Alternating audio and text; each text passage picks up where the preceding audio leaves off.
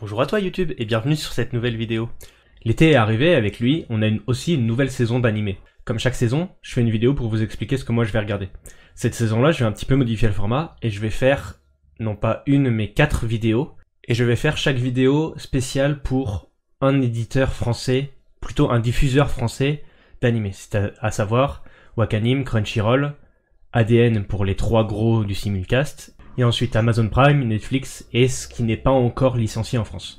Pour le coup, vu que je regarde en général très peu d'animés sur Netflix et Amazon Prime, je ferai une vidéo qui regroupera à la fois Amazon Prime, à la fois Netflix et à la fois les animés qui ne sont pas encore licenciés. Aujourd'hui, on va parler des animés qui sont diffusés sur ADN.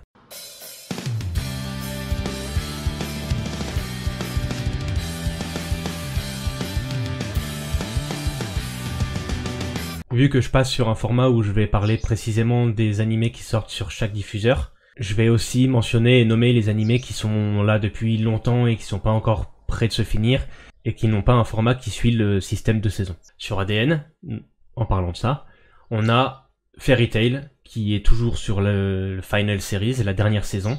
On sait toujours pas où on en est, on sait toujours pas quand est-ce que ça va finir. En ayant lu le manga, on sait qu'on se rapproche de la fin, mais il peut rester bien au moins 20 épisodes. Dans le même principe, on a aussi One Piece qui est diffusé sur ADN, qui débute l'arc Wano Kuni, qui va durer également très longtemps, en sachant que en manga, l'arc Wano Kuni n'est toujours pas terminé, donc on peut pas vraiment savoir encore combien de temps ça va durer, mais à mon avis, on en a pour un bon moment.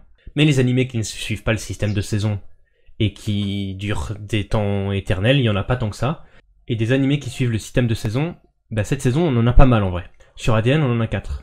On va commencer par Dumbbell. Je vais pas vous dire le nom complet parce qu'il est long et le nom en japonais non plus, il est très long aussi. Dumbbell, c'est un animé de sport et c'est un animé plus précisément sur la musculation. Les deux personnages principaux sont des lycéennes, une qui est une fanatique de musculation et une qui souhaite perdre du poids.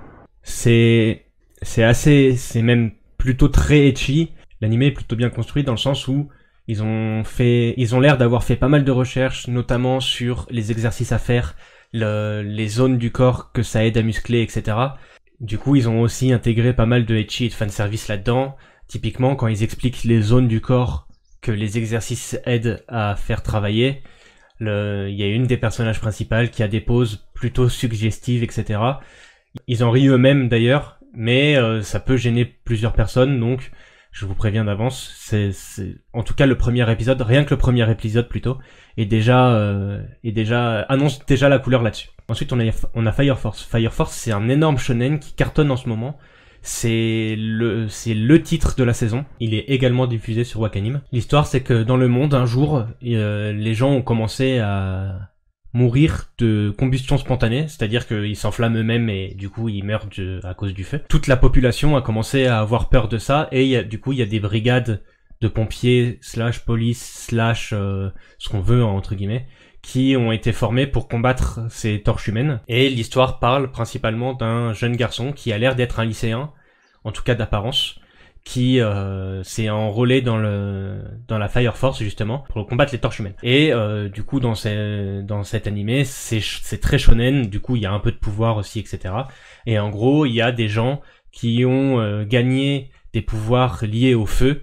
Par exemple le personnage principal il peut générer du feu sous ses pieds. On a aussi Isekai Cheat Magician qui a l'air d'être un isekai complètement classique.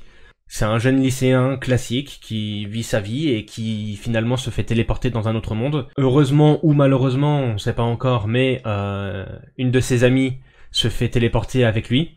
Ils se retrouvent tous les deux dans cet autre monde. C'est un monde classique de isekai avec des aventuriers, de la magie, etc. Et il semblerait que ces deux personnages soient dotés d'un pouvoir magique qui est relativement puissant. Et pour finir avec les animés qui sont diffusés sur ADN cette saison, on a The Ones Within, ou en tout cas les animés que moi je regarde. The Ones Within, ça a l'air d'être sympa, je sais pas trop quoi en penser réellement, et il va falloir voir l'animé au total pour pouvoir donner vraiment un avis. Mais en gros, c'est des streamers, youtubeurs, c'est des personnalités d'internet qui sont liées aux jeux vidéo, qui sont kidnappés et réunis tous ensemble et ils ne pourront être libérés que s'ils atteignent 1 million de vues. Et donc ils vont avoir plein de défis à faire, des défis qui sont justement censés générer des fans et des vues, et ils doivent atteindre 1 million de vues pour pouvoir être libérés et pouvoir rentrer chez eux. C'est tout ce que je vais regarder sur ADN cette saison-ci. Si vous avez d'autres choses à me proposer, n'hésitez pas, je suis absolument pas fermé à découvrir de nouveaux trucs. Merci d'avoir regardé cette vidéo et à la prochaine.